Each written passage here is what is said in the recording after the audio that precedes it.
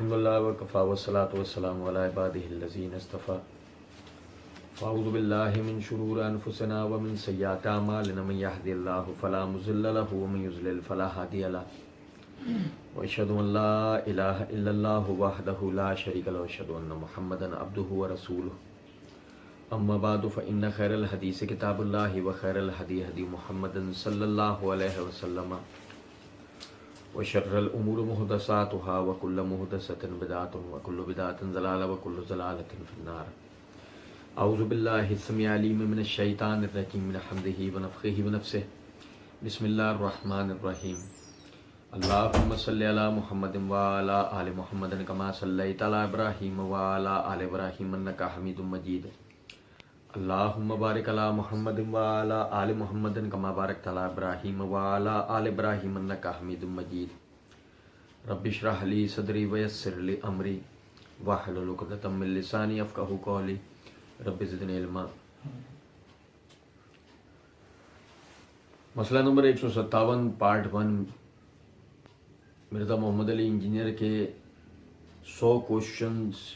100 questions on Sunni and Shia issues with engineer Muhammad Ali Mirza. ہم اس کے جوابات جو ہے وہ سیکھ سمجھ رہے تھے، اور مرزا جی نے جو ہے وہ عوام کی نظروں میں احادیث کی جو چھپی ہوئی کتابیں ہیں، شائع شدہ جو کتابیں ہیں، انہیں مشکوک بنانے کے لیے مرزا جی نے جو ہے وہ ایک انٹرنیشنل نمبرنگ کا ایک جو نا ڈھونگ اور رچا رکھا ہے. لاسٹ ٹائم میں نے آپ کو توجہ دلائی تھی کہ مرزا جی نے جو ہے وہ جو ہے صحیح مسلم ہے وہ فلاں نسخہ ہے، وہ دارالسلام کا چھپا ہوا ہے، وہ عرب کا چھپا ہوا ہے، اس کی نمبرنگ یوں ہے، وہ عرب کے عالم کی فواد عبد الباقی والی، وہ بٹوں والی ہے، وہ فلاں ہے، اور ہم کنٹینیوس نمبر دیتے ہیں. اور یہ جو بر صغیر میں جو چھپی ہے مشکات المصابیح، اس میں شیخ زبیر نے فواد عبد الباقی والی جو ہے وہ تخریج جو ہے وہ تحکیم شائع کر دی ہے، اور اس کی وجہ سے بڑی مصیبت کھڑی ہو گئی ہے. اب میں نے توجہ دلائی تھی آپ بھائیوں کو کہ جو سننے والا آدمی ہے اس کے ذہنوں کے اندر یہ لازمی ایک نئے بھائی کے ذہن میں یہ وسوسہ آئے گا کہ ہم ان حدیث کی کتابوں خود نہیں سمجھ سکتے. اب مرزا جی کو جو اپنا چورن بیچنا تھا اس کے لیے مرزا جی نے یہ آوازیں لگائی ہیں، اور اس کے بعد مرزا جی آگے کہتے ہیں کہ صحیح مسلم مکتبہ اسلامیہ، یہ ان کی صحیح مسلم ہے، 3 جلدوں میں شائع ہوئی ہے، ہر جلد میں 2 آگے سب جلدیں یعنی 6 جلدوں والی. یہ اہل حدیث کا ترجمہ ہے علامہ وحید الزما صاحب کا. یہ انٹرنیشنل نمبرنگ کے مطابق ہے مکتبہ اسلامیہ کی صحیح مسلم. آپ میری بات توجہ سے سنیں. آپ سب بھائی کیا سمجھتے ہیں؟ کیا مرزا صاحب اتنے بے وقوف ہیں جتنا مرزا صاحب خود کو ثابت کرنے کے لیے بیٹھے ہوئے؟ غور کریں ذرا اس بات کو کہ مرزا صاحب اپنے پمفلیٹوں کے اندر جو ہے وہ یہ بار بار یہ بات کر رہے ہوتے ہیں، جیسے کہ یہ ان کا پمفلیٹ ہے، اس پمفلیٹ کے بھی اوپر انہوں نے لکھا ہوا فرقہ واریت سے بچ کر صرف قرآن اور صحیح الاسناد احادیث کو حجت و دلیل ماننے اور جھوٹی بے سند اور ضعیف الاسناد تاریخی روایات کے فتنوں سے بچنے والوں کے لیے. سوال یہ پیدا ہوتا ہے کہ مرزا جی سے کوئی پوچھے کہ مرزا جی آپ نے فرقہ واریت کی لعنت سے اگر پاک ہو کر یہ کام شروع کیا، اور آپ کے حساب سے اہل حدیث بھی فرقہ ہے، جیسے کہ ہم پڑھیں گے اسی ویڈیو کے اندر ہی ہم سمجھیں گے اس بات کو، تو کیا ایسی بات ہے کہ آپ نے سامنے جو پبلک آپ کی مخاطب ہے، آپ اس کو کہہ رہے ہیں کہ انٹرنیشنل نمبرنگ کے مطابق چھپی ہوئی جو کتاب ہے وہ صحیح مسلم ہے جو مکتبہ اسلامیہ والوں نے شائع کی ہے، اور یہ اہل حدیث کا ترجمہ ہے علامہ وحید الزما صاحب کا. آپ نے ایسا کیوں کیا؟ آپ کے سننے والے تو بریلوی بھی ہیں، آپ کے سننے والے تو دیوبندی بھی ہیں، آپ کے سننے والے تو اہل حدیث بھی ہیں، آپ کے سننے والے وہ لوگ بھی ہیں جو غیر جانبدار. کیا ایسی بات ہے کہ آپ نے اپنی ساری سمجھداری کو بالا طاق رکھتے ہوئے آپ نے یہ اتنی ایک فاش ایک غلطی اتنی بڑی آپ نے کر دی کہ آپ نے سب کو مخاطب ہو کے کہہ دیا کہ یہ ہے انٹرنیشنل نمبرنگ کے مطابق اور یہ اہل حدیث کا ترجمہ ہے. تو آپ سوچتے نا اس بات کو، جب میں سامنے مخاطب کر کے یہ کہوں گا کہ یہ اہل حدیث کا ترجمہ ہے، تو جو بریلوی ہیں جو دیوبندی ہیں وہ تو تعصب کا شکار ہو کے اہل حدیث کے، وہ تو پھر نہیں پڑھیں گے اس ترجمے کو. کیا آپ ایسی خواہش غلطی کر سکتے ہیں؟ نہیں. مرزا صاحب اتنے بے وقوف ہیں نہیں. اور اگر مرزا صاحب ہوتے بھی تب مرزا صاحب کے پیچھے جو لوگ کھڑے ہیں، جب مرزا صاحب سے یہ سارا ڈھونگ کروا رہے ہیں، جن کا مقصد جو ہے منہج سلف کو ٹارگٹ کرنا ہے، تو آپ سمجھیں وہ اتنے بے وقوف نہیں ہیں سب کہ وہ اس طرح باقاعدہ مرزا جی آن کیمرہ یہ بات کہہ دیں کہ جی میں جو ترجمہ بتا رہا ہوں وہ اہل حدیث کا ترجمہ ہے. تو اس کا مطلب تو آپ کی بات تو پھر صرف اہل حدیث کے لیے رہ گئی. عام عوام تو اس بات کو نہیں سمجھتی نا. بات سیدھی سی ہے. آپ نے یہ صرف بولا ہے، اصل میں آپ نے لوگوں کو وحید الزمہ کا ترجمہ پڑھوانا تھا. اصل میں آپ نے لوگوں کو وحید الزمہ کا کیا ہوا ترجمہ پڑھوانا تھا. اب اگر مثال کے طور پر آپ کہہ دیتے کہ وحید الزمہ یہ حنفی تھا، تو حنفیوں نے وحید الزمہ کی پول پٹی آپ کے آگے کھول دینی تھی، عوام کے آگے کھول دینی تھی. وہ پہلے ہی کھول کے بیٹھے ہوئے. اگر آپ کہتے ہیں کہ وحید الزمہ شیعہ نظریات کا حامل آدمی تھا، تو پھر تو آپ کی بھرم کا، آپ کا جو جتنی آپ نے یہ آپ کا جو یہ ڈھول کا پول ہے، یہ بیچ چوراہے پہ کھل جانا تھا.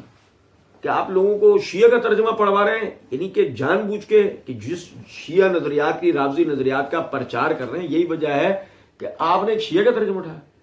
اور لطیفہ آپ یہ دیکھیں کہ مرزا جی نے اس بات کو اس طرح کہا ہے، یہ اہل حدیث کا ترجمہ ہے علامہ وحید الزمہ صاحب کا، یہ انٹرنیشنل نمبرنگ کے مطابق ہے، مکتبہ اسلامی کی صحیح مسلم.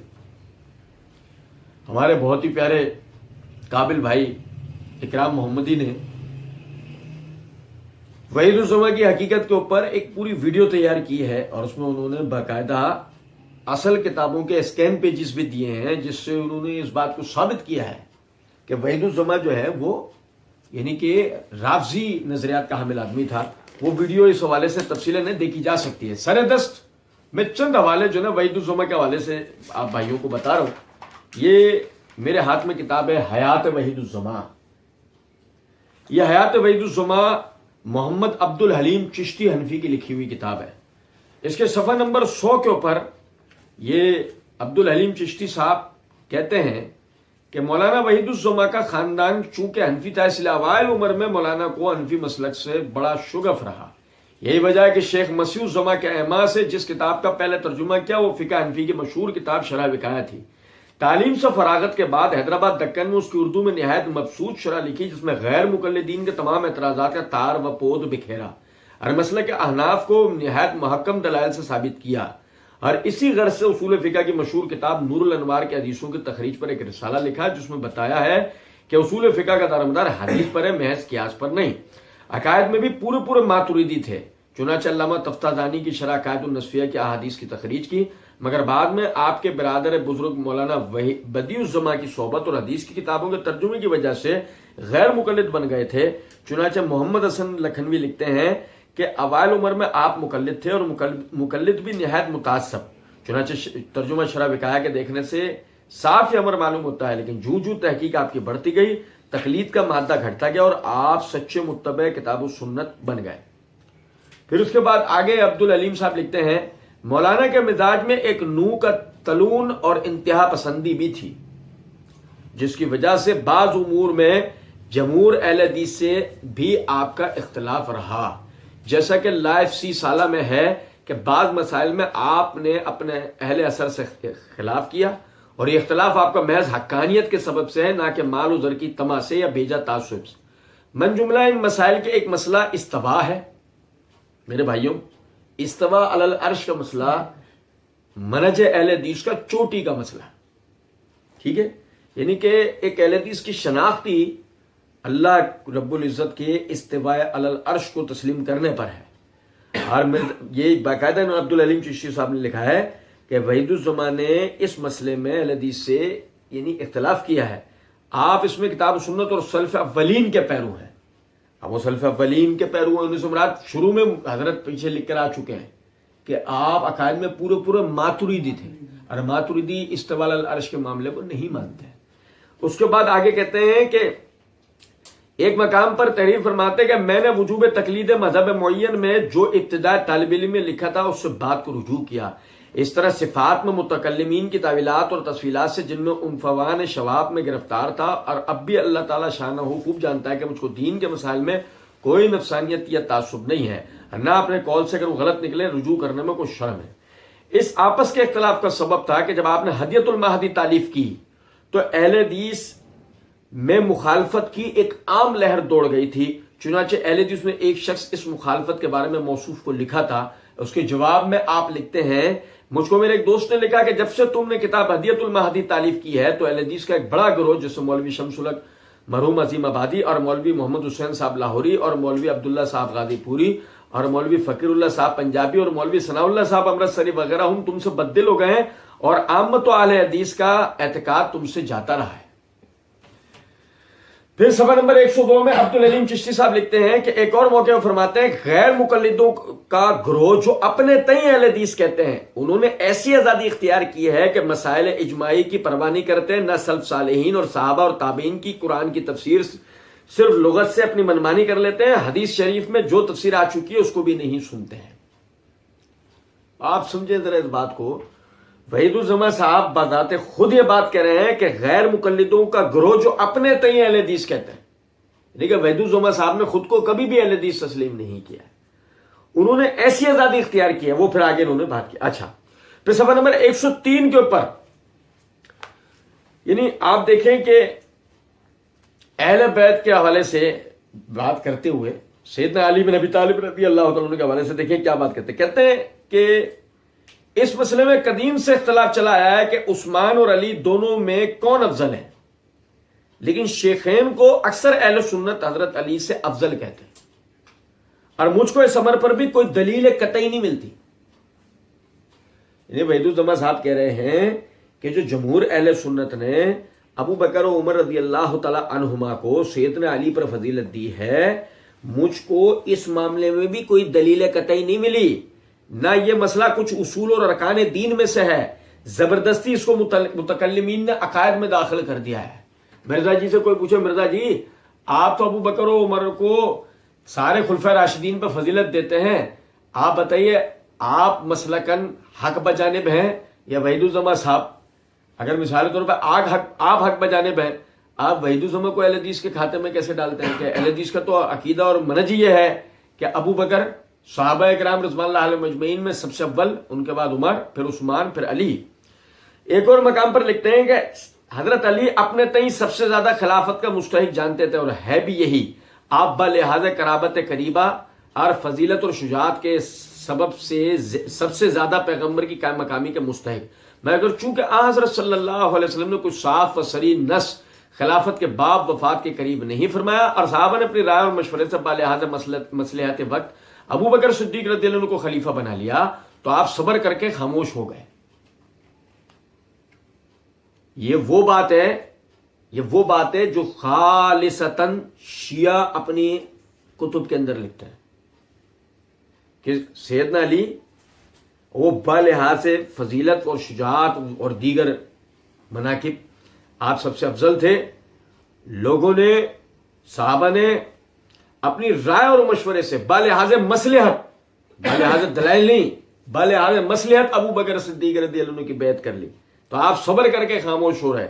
اگر اس وقت تلوار نکالتے اور مقاتلہ کرتے تو دین اسلام مٹ جاتا، اور اللہ تعالیٰ کو یہی منظور تھا کہ پہلے ابو بکر خلیفہ ہوں، پھر عمر، پھر عثمان، پھر علی، پھر اس میں حکمت تھی کہ چاروں کو خلافت کی فضیلت مل جائے۔ اگر جناب امیر سمراٹ سیدنا علی بن ابی طالب رضی اللہ عنہ، اگر جناب امیر پہلے خلیفہ ہو جاتے ہیں تو یہ تینوں صاحب اس فضیلت سے محروم رہتے ہیں۔ اب اس کے بعد بھی کوئی کہہ سکتا ہے کہ وحید الزماں کسی بھی طرح اہل حدیث ہے؟ اہل حدیثوں کو بھی یہ بات سمجھنی چاہیے۔ اس کے بعد آگے دیکھیں صفحہ نمبر 109 کے اوپر عبدالعلیم صاحب نے ان کی کتاب کے حوالے سے لکھا ہے، ایک سچے مسلمان کا جس میں ایک ذرہ برابر بھی پیغمبر صاحب کی محبت ہو، دل یہ گوارا کرے گا کہ وہ معاویہ کی تعریف اور توصیف کرے۔ البتہ ہم اہل سنت کا یہ طریق ہے کہ صحابہ سے سکوت کرتے ہیں، اس لیے معاویہ سے بھی سکوت کرنا ہمارا مذہب ہے، اور یہی اسلم اور کرین احتیاط ہے، مگر ان کی نسبت کلمات تعظیم مثل حضرت و رضی اللہ تعالیٰ عنہ کہنا سخت دلیری اور بے باکی ہے، اللہ محفوظ رکھے۔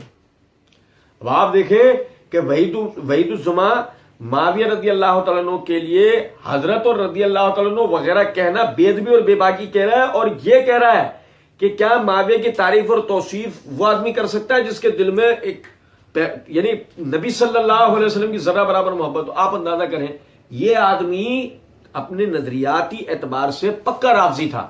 اور دیکھیں اسی طریقے سے یہ مسلک اہل حدیث کا ترجمان علامہ بدی الدین شاہ صاحب رحمۃ اللہ علیہ، یہ ان کی کتاب ہے مروجہ فقہ کی حقیقت، اس کے صفحہ نمبر 113 کے اوپر وہ لکھتے ہیں کہ نزل الابرار ہدیۃ المہدی کا اختصار ہے، بلکہ بعین ہی وہی کتاب مائے حسب دلائل ہے جس سے جماعت اہل حدیث نے بیزاری کا اعلان کیا ہے.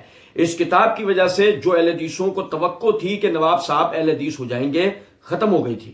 الغرض نزل الابرار کی عبارتوں سے اگرچہ سب اعتراضات جھوٹے ہیں اور اہل حدیث کے مذہب پر اعتراض بعید ثقل ہے، اس لیے کہ نواب صاحب دوسری جگہ فرماتے ہیں غیر مقلدوں کا گروہ جو اپنے تئیں اہل حدیث کہتے ہیں انہوں نے ایسی آزادی اختیار کی ہے کہ مسائل اجماعی کی پرواہ نہیں کرتے، نہ سلف صالحین صحابہ اور تابعین کی. وحید اللغات مادہ شعب. یہ عبارت بھی واضح کرتی ہے کہ نواب صاحب نہ غیر مقلد تھے اور نہ اہل حدیث تھے، بلکہ اہل حدیثوں پر حملے کرتے رہے، اس لیے ان کی کتابوں کو اہل حدیثوں کی کتابیں کہنا بہت بڑا سنگین جرم ہے. یہ شاہ صاحب رحمۃ اللہ علیہ، یہ انہوں نے وحید الزماں صاحب کے بارے میں کہا ہے.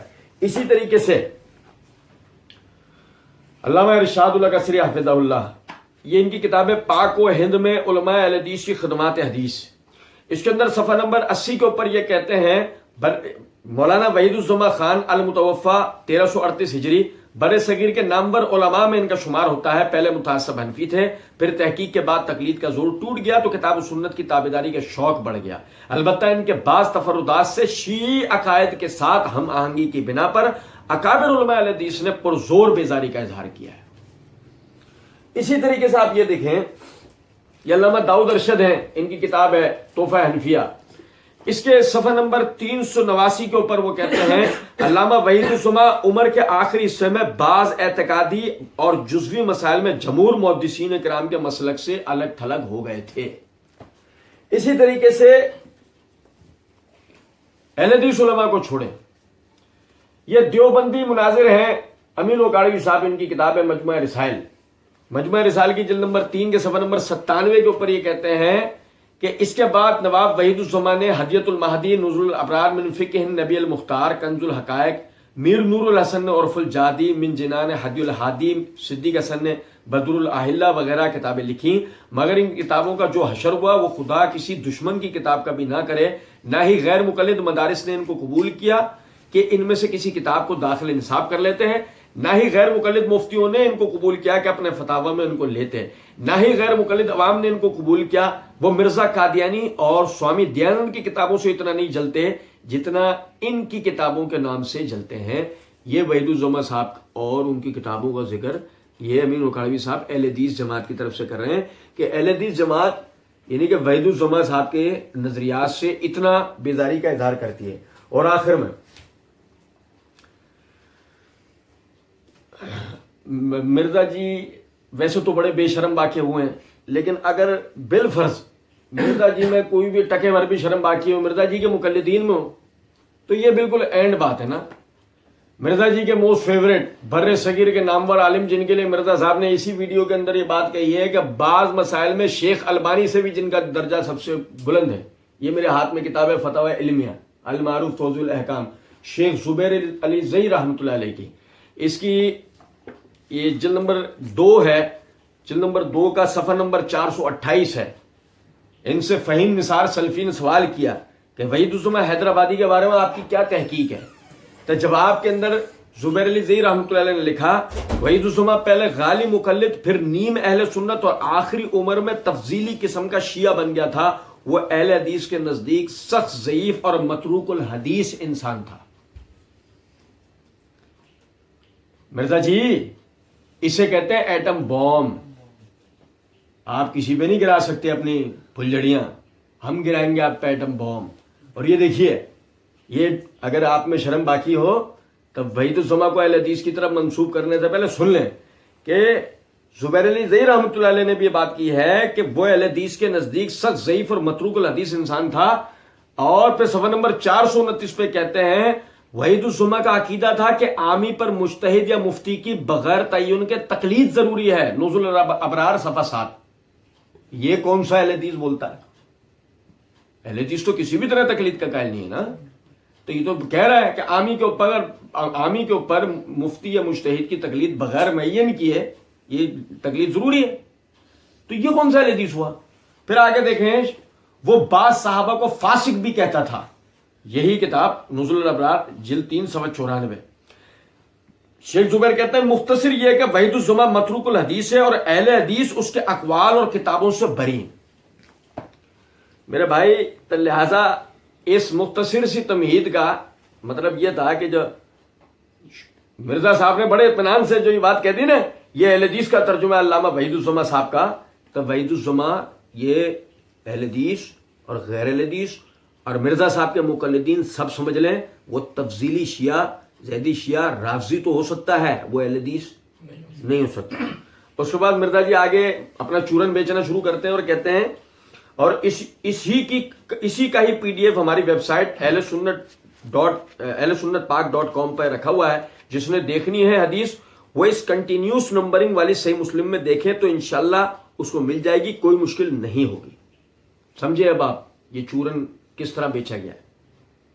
کہ جو میں تمہیں پڑھ پڑھ کے سناؤں اس کو اگر ڈھونڈنا ہے نا وہ ایسے ڈھونڈ. یہ ساری ڈرامے بازی مرزا جی نے جو کی تھی نا، وہ سعودی عرب کی تحکیم، وہ عرب خطے کی تحکیم، وہ پاکستانی تحکیم، وہ فواد عبد الباقی کی تحکیم، وہ بٹے چلانا، وہ فلاں، جتنی ڈرامے بازیاں یہ انہوں نے مرزا جی نے کی ہیں، اس اس لیے کی ہیں کہ میں کل کو جب اب تمہیں کوئی وسوسہ دوں نا، میں جو تمہیں والا دوں، تم ڈائریکٹ وہ ویسے اس طرح دیکھو جیسے میں تمہیں بتا رہا ہوں. حالانکہ محدثین قدیم و جدید کا طریقہ ہمیشہ سے یہی رہا ہے کہ وہ باقاعدہ کتاب، فصل، باب اور راوی کے نام سے روایت کو بیان کرتے ہیں. مثلا ابو ہریرہ رضی اللہ عنہ نے روایت کیا تو وہ یوں کہتے ہیں رواہ ابو ہریرہ. اگر ابو بکر رضی اللہ عنہ نے روایت کیا رواہ ابی بکر، وہ اس طرح کہتے ہیں. مرزا جی انوکھل ہے، انٹرنیشنل نمبرنگ. اگر اس میں بھی بٹے چلوا دی عام بندہ وہی، پھر یار ہم کیسے سمجھ سکتے ہیں؟ کچھ بات آ رہی ہے؟ آگے دیکھیں مرزا جی کہتے ہیں اس حوالے سے البتہ جو دارالسلام والوں کی انہوں نے فواد عبد الباقی کی بھی بریکٹ میں نمبرنگ دے دی ہے. انہوں نے دونوں نمبرنگ عربی والے نسخوں میں ڈال دی ہے، اپنی بھی کنٹینیوس نمبرنگ اور دوسری بھی. تو دوسری بھی اگر ہو تو اس میں آپ کو انشاءاللہ مل جائے گا. تو صحیح مسلم میں نے ویسے فرحان بھائی کو کہا تھا کہ وہ اب اس کا بھی PDF آ گیا ہے. صحیح مسلم جو ہے ترجمے کے ساتھ دارالسلام والوں نے بھی چھاپی ہے. انہوں نے دونوں نمبرنگ فواد عبد الباقی کی بھی ڈال دی، یہ والی بھی، اس کا PDF بھی جو اویلیبل ہے. میں نے ان کو کہا تھا کہ اس کو اپلوڈ کر دیں، اب پتہ نہیں انہوں نے کیا ہے کہ نہیں. بہرحال انشاءاللہ تعالی جو آلریڈی پرانا بھی ہوا ہے وہ بھی بالکل ٹھیک ہے. اچھا، اب اس تمہیدی گفتگو میں اس کے اینڈ پہ میں اپنے 2 ریسرچ پیپرز کا تعارف کروا دوں، اس کے بعد انشاءاللہ ہم گفتگو اسٹارٹ کریں گے. اب دیکھیں، آپ سمجھے ذرا اس بات کو. مرزا جی فرحان بھائی سے کوئی PDF بھی اپلوڈ کروا رہے ہیں. یہ فرحان بھائی جو نا ابھی ہم آگے انشاءاللہ پڑھیں گے، یہ فرحان بھائی، یہ وسیم بھائی، یہ فیصل بھائی، یہ ان لوگوں میں سے ایک ہیں جو مرزا صاحب کو، یعنی مرزا صاحب کی فنڈنگ کرتے ہیں، جب مرزا صاحب کے سپورٹرز ہیں. یہ مرزا صاحب کی جتنی رافضیت کو مرزا صاحب جو لے کے چل رہے ہیں، یہ وہ لوگ ہیں جو ان کے پیچھے کھڑے ہو کے اس کو سپورٹ دلواتے ہیں ان ساری چیزوں کو. اور یہ تو وہ نام ہے جو انہوں نے لے دیے ہیں. کتنے ہی نام تو ایسے ہیں جو ابھی پس پردہ ہیں، ہو سکتا ہے دیگر ریکارڈنگز میں یا ویسے ان کے بارے میں پتہ لگ سکے. اب اس کے بعد جناب مرزا جی کہتے ہیں کہ اب اس تمہیدی گفتگو کے اینڈ میں اپنے 2 ریسرچ پیپرز کا تعارف کرا دوں، اس کے بعد انشاءاللہ ہم گفتگو کو اسٹارٹ کریں گے. یہاں سے ہم اپنے تمام سننے والے بھائیوں سے کہیں، دیکھیں جی ہم نہیں کھینچ رہے تھے بات کو مرزا جی آلریڈی کھینچ رہے ہیں، کیونکہ مرزا جی کو اپنا چورن بیچنا ہے. مرزا جی کو اپنا چورن بیچنا ہے تو مرزا جی بیچیں گے، اس کو بغیر مرزا جی مانیں گے نہیں.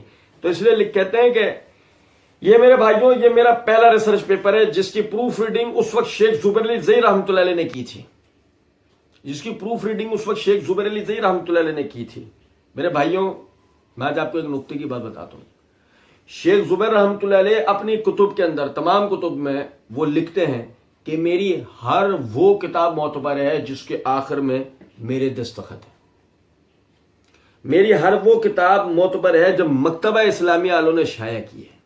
یہ شیخ زبیر نے اپنی تمام کتابوں میں ثبوت کے طور پر آپ کو جو ہے وہ کوئی بھی کتاب دکھا سکتا ہوں، لیکن یہ میں نے آپ کو سیدھا سا فارمولا بتا دیا. آپ شیخ زبیر کی کوئی بھی کتاب اٹھا کے دیکھ لیں، شیخ زبیر نے اپنی ہر کتاب کے مقدمے کے اندر یا آخر میں بات لکھی ہوتی ہے. مرزا جی نے اپنے جس پمفلیٹ کی طرف اشارہ کیا ہے یہ ہم آگے دیکھیں گے. یہ ایسے تو یہ دو پمفلیٹ ہیں, دونوں پمفلیٹوں کی طرف جو مرزا جی نے اشارہ کیا ہے کہ جی اس کی جو پروف ریڈنگ ہے وہ شیخ زبیر نے کی تھی. اس پمفلیٹ پہ کہیں بھی شیخ زبیر کے سگنیچر نہیں, نہ ہی مکتبہ اسلامی کی شائع شدہ. اسی طرح اس پہ بھی کہیں بھی سگنیچر نہیں ہے, اور نہ ہی یہ مکتبہ اسلامیہ کا شائع شدہ ہے. جو اس بات کی دلیل ہے محمد علی مرزا نے شیخ زبیر کے نام سے جھوٹ بولا ہے. اچھا چلے, ہم کہتے ہیں کہ پروف ریڈنگ شیخ زبیر نے بھی اس کی ہو بالفرض, تو سمجھے ذرا اس بات کو. کیا ایسی بات ہے شیخ زبیر کا وہ مسلک و منہج نہیں تھا جو مسلک و منہج آپ کا ہے. اگر مثال طور پہ آپ یہ کہتے ہیں شیخ زبیر چھپاتے تھے, تو آپ تو اپنی اس ویڈیو میں انہی لوگوں کو تو برا بھلا کہہ رہے ہیں جو علم کی بات کو چھپا لیتے ہیں. تو اس کا مطلب آپ کی تو سیدھی سا جو حملہ ہے وہ تو شیخ زبیر پر ہوتا ہے نا, یہ شیخ زبیر جیسے پہ ہوتا ہے. دو میں سے ایک بات ہے, یا تو شیخ زبیر کے لیے آپ یہ کہنا چاہ رہے ہیں وہ آپ کی رافضیت میں آپ کے ساتھ تھے جبکہ ایسا ہے نہیں, یا پھر دوسرے لفظوں میں آپ جھوٹ بول رہے ہیں جیسے کہ آپ جھوٹ بولتے آئے ہیں. اس کے بعد آگے کہتے ہیں کہ یہ بار بار چھپتا ہے, پھر ہر دفعہ ہم اس کی لیٹسٹ ڈیٹ ڈال دیتے ہیں تاکہ ناسخ و منسوخ والا چکر نہ رہے. تب بہرحال الحمدللہ یہ ریسرچ پیپر ہے نمبر 5A, ناسبیت, رافضیت اور یزیدیت کا تحقیقی جائزہ. اچھا جی, یہاں میں ایک نکتہ آپ کو بتاتا ہوں. شاید آپ لوگوں کو یاد ہوگا پچھلے دنوں ایک کراچی کی ایک NGO ہے, اس کے ایک فرد ان کے تعارف کے لیے پہنچے ہوئے تھے. وہ انہوں نے یہ انکشاف کیا تھا اس کے سامنے JDC کے جو نمائندہ ان کے پاس پہنچا تھا, وہ انہوں نے یہ انکشاف کیا تھا کہ یہ جو میری ٹیبل ہے یہ میں نے اور میری بیٹی نے مل کر بنایا ہے. یعنی کہ انہوں نے اپنی غربت, افلاس و پسماندگی و سادگی, چار میں سے کسی بھی لفظ کا انتخاب کر لیں, تو مرزا جی نے وہاں پر وہ ٹیبل بھی اپنے ہاتھوں سے یعنی کہ بنانے کا انکشاف کیا تھا. مرزا جی نے اس ویڈیو کے اندر یہ بات کہہ دی ہے ہم دین کو اپنی روٹی روزی بھی نہیں بناتے ہیں. تو لازمی بات ہے مرزا جی جو گورنمنٹ سیکٹر میں جہاں بھی جاب کرتے ہیں, جو بھی کماتے ہوں گے مرزا جی اس کو اپنے گھر چلاتے ہوں گے اور اس دین کے کام پہ لگاتے ہوں گے. لیکن ظاہر ہے وہ سیلری اتنی تو نہیں ہو سکتی کہ PDF بنے, اپلوڈ ہوں, ریسرچ پیپرز بنے, اور وہ ریسرچ پیپر بننے کے بعد مرزا جی باقاعدہ کہتے ہیں یہ بار بار چھپتا ہے, پھر ہر دفعہ ہم اس کو لیٹسٹ ڈیٹ ڈال دیتے ہیں تاکہ ناسخ و منسوخ والا چکر نہ رہے, جیسے شیخ زبیر وغیرہ اپنی تحریرات میں کر دیتے ہیں. تو جو وہ چکر نہ رہے, اس کا مطلب کیا ہے؟ اس کا مطلب واضح ہے کہ بار بار چھپتا ہے. پیسہ کہاں سے آتا ہے؟ میں شیخ زبیر کو میں جو ہے مرزا انجینئر کو سننے والے بھائیوں کو توجہ دلانا چاہوں گا. آپ سمجھیں کہ مرزا ایک باقاعدہ باہر سے فنڈڈ آدمی ہے, اس کو باہر سے فنڈنگ ہوتی ہے, چاہیے کتنا انکار کرے, یہ کتنا ہی جھٹلا ہے. اسے پاکستان میں شیعہ سنی فساد پھیلانے کے لیے اس آدمی کو لانچ کیا گیا ہے, اور یہ اس آدمی کو باہر سے فنڈنگ ہوتی ہے اس بات کے اوپر. آپ دیکھیں یہ کہتا ہے یہ بالکل بنیادی اہل سنت کا مقدمہ 4 پیجز میں نے بیان کیا ہے.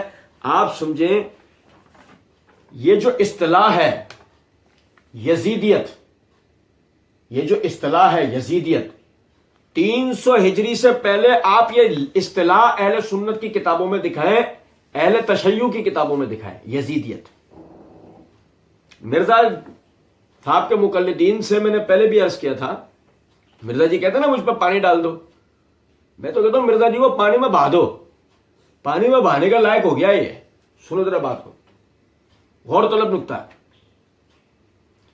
300 اہل سنت کا جو مقدمہ ہے وہ کب سے چل رہا ہے؟ جب سے مرزا صاحب پیدا ہوئے ہیں. نہیں نا, اہل سنت کا مقدمہ تو شروع سے ہے. تو اہل سنت کا مقدمہ 300 ہجری سے پہلے اہل سنت و اہل تشیع دونوں کی کتابیں ڈھا کے یہ اصطلاح جو ہے نا یزیدیت, یہ اصطلاح ہمیں چاہیے. مرزا جی لا کے دیں, مرزا جی کے مقلدین لا کے دیں. یہ اسی ریسرچ پیپر میں, یہ اسی مرزا صاحب کی یہ جو مسئلہ 157 تحقیق شیعہ سنی 100 سوالات, اسی میں ہمارا مرزا صاحب پر 5واں سوال ہو چکا ہے. یہ ہمیں لا کے دیں. مقصد کیا ہے اس بات کے بتانے کا؟ مرزا جی جس کو اہل سنت کا بنیادی مقدمہ کہہ رہے ہیں, یہ اہل سنت کا مقدمہ نہیں ہے, یہ خالصتاً رافضیت ہے جو مرزا جی اہل سنت کے لفافے میں لوگوں کو دینا چاہ رہا ہے.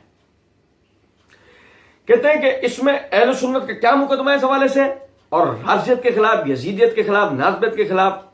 تو ریسرچ پیپر نمبر 5A اہل سنت پاک.com سے اس کا مفت PDF ڈاؤن لوڈ کیا جا سکتا ہے. ہزاروں کی تعداد میں پوری دنیا میں ہم بانٹتے ہیں, ہزاروں کی تعداد میں ہم پوری دنیا میں یہ بانٹتے ہیں. اگر مرزا جی نے جو پوری دنیا مبالغہ نہیں کرتے ہوئے نہیں بولا, بھائی میرے سنو, مرزا جی اردو میں بات کرتے ہیں نا, تو مرزا جی کو اردو سمجھنے والے ہی سن سکتے ہوں گے, یا مرزا جی والوں اب مرزا جی کے پیچھے جو کھڑے ہیں وہ سب ٹائٹل بھی ڈالنے لگ گئے ہوں گے شاید, تو جن کو انگریزی آتی ہوگی پڑھنی وہ سن لیتے ہوں گے.